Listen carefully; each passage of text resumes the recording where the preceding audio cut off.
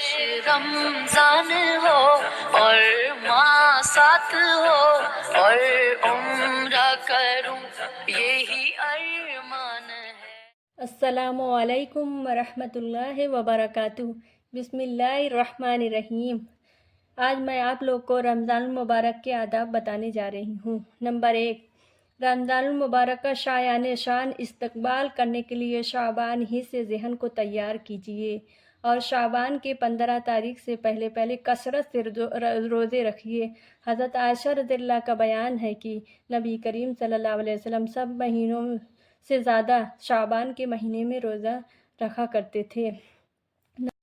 پورے اہتمام اور اشتیاق کے ساتھ رمضان المبارک کا چاند دیکھنے کی کوشش کیجیے اور چاند دیکھ کر یہ دعا پڑھیں: اللہ اکبر، اللہم احلہ علینا بالامن والایمان والسلامت والاسلام والتوفیق لما تحب وترضى ربنا وربک اللہ۔ خدا سب سے بڑا ہے، خدایا یہ چاند ہمارے لیے امن و ایمان اور سلامتی اور اسلام کا چاند بنا کر طلوع فرما اور ان کاموں کی توفیق کے ساتھ جو تجھے محبوب اور پسند ہے۔ اے چاند، ہمارا رب اور تیرا رب اللہ ہے، اور ہر مہینے کا نیا چاند دیکھ کر یہی دعا پڑھیے۔ نمبر 1، رمضان میں عبادات سے خصوصی شغف پیدا کیجیے۔ فرض نمازوں کے علاوہ نوافل کا بھی خصوصی اہتمام کیجیے اور زیادہ سے زیادہ نیکی کمانے کے لیے کمر بستہ ہو جائیے۔ یہ عظمت و برکت والا مہینہ ہے، خدا کی خصوصی عنایت اور رحمت کا مہینہ ہے۔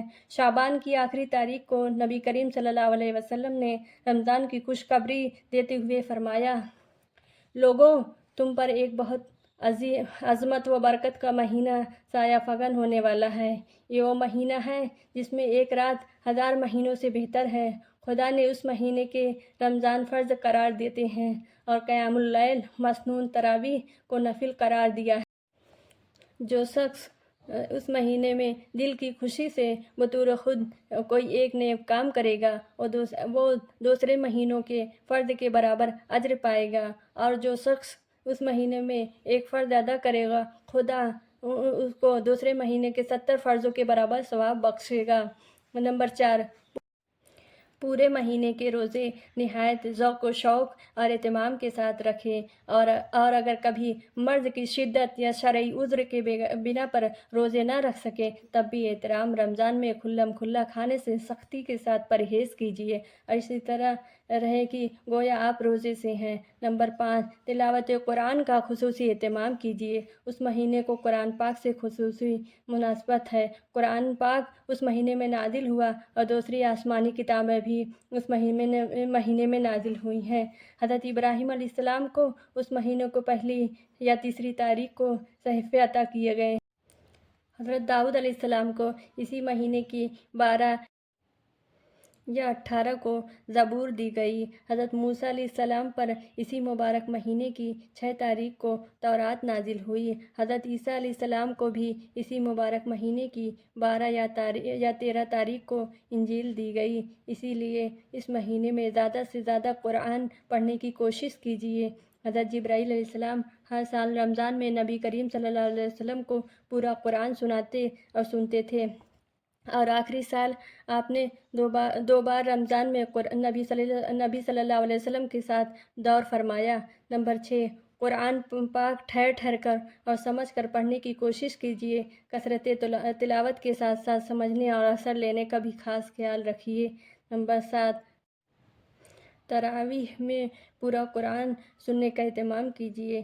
ایک بار رمضان میں پورا قرآن پاک سننا مسنون ہے۔ نمبر 8، تراویح کی نماز خشوع و خضوع اور ذوق و شوق کے ساتھ پڑھیے اور 20 رکعات کی گنتی پوری نہ کیجیے بلکہ نماز کو نماز کی طرح پڑھیے تاکہ آپ کی زندگی پر اس کا اثر پڑے اور خدا سے تعلق مضبوط ہو اور خدا توفیق دے تو تہجد کا بھی اہتمام کیجیے۔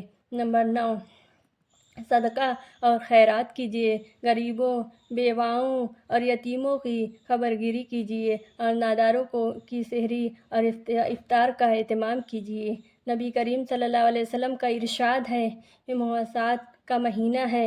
حضرت ابن عباس رضی اللہ فرماتے ہیں کہ نبی کریم صلی اللہ علیہ وسلم سخی اور فیاض تو تھے ہی، مگر رمضان میں تو آپ کی سخاوت بہت زیادہ ہی بڑھ جاتی ہے۔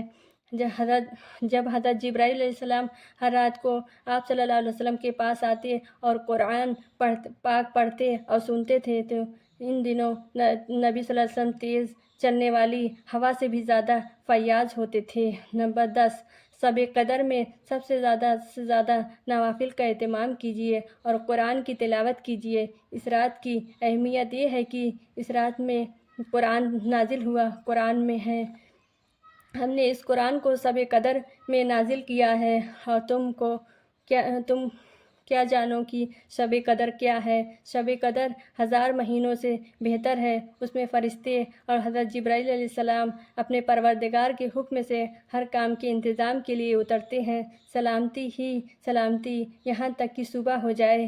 حدیث میں ہے کہ شب قدر رمضان کی آخری عشرے کی طاق راتوں میں کوئی رات ہوتی ہے۔ اس رات کو یہ دعا پڑھیں: اللہم انک عفو تحب العفو فاعف عنی۔ خدایا تو بہت ہی زیادہ معاف فرمانے والا ہے، کیونکہ معاف کرنا تجھے پسند ہے، بس تو مجھے معاف فرما دے۔ حضرت انس رضی اللہ فرماتے ہیں کہ ایک سال رمضان آیا تو نبی کریم صلی اللہ علیہ وسلم نے فرمایا، تم لوگوں پر ایک مہینہ آیا ہے جس میں ایک رات ہے جو 1000 مہینوں سے افضل ہے۔ جو شخص رات میں محروم رہ گیا وہ سارے کے سارے رات خیر سے محروم رہ گیا، اور اس رات کی خیر و برکت محروم وہی رہتا ہے جو واقعی محروم ہے۔ نمبر 11، رمضان کی آخری عشرہ میں اعتکاف کیجیے۔ نبی کریم صلی اللہ علیہ وسلم رمضان کے آخری 10 دنوں میں اعتکاف فرمایا کرتے تھے۔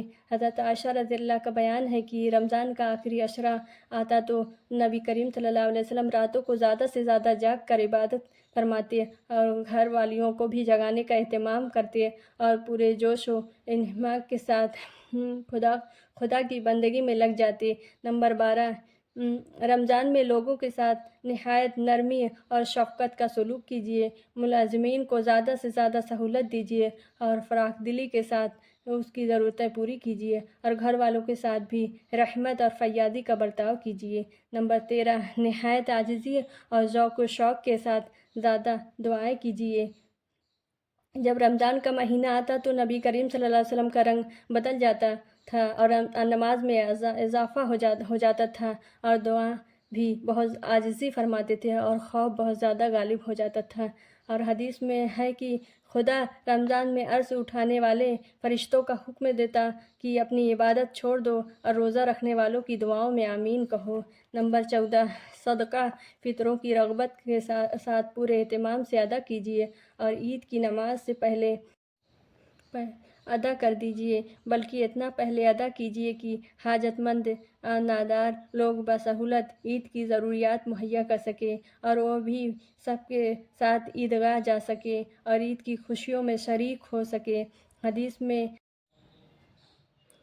ہے کہ نبی کریم صلی اللہ علیہ وسلم نے صدقہ فطرہ کے لیے اس لیے ضروری قرار دیا تاکہ وہ بیہودہ اور فحش باتوں سے جو روزہ دار سے سرزد ہو گئی ہوں کفارہ بنے اور غریبوں اور مسکینوں کے کھانے کا انتظام ہو جائے۔ نمبر 15، رمضان کے مبارک دنوں میں جو زیادہ سے زیادہ نیکی کمانے کے ساتھ ساتھ دوسروں کو بھی نہایت سوز تڑپ، نرمی اور حکمت کے ساتھ نیکی اور خیر کے کام پر ابھاریں۔ خدا ترسی، خیر پسندی اور بھلائی کے جذبات چھائے رہیں اور سوسائٹی زیادہ سے زیادہ رمضان کی بے شبہ برکتوں سے فائدہ اٹھا سکے۔ آپ لوگوں سے گزارش ہے کہ آپ میرے چینل کو لائک کریں، شیئر کریں اور سبسکرائب کرنا نہ بھولیں۔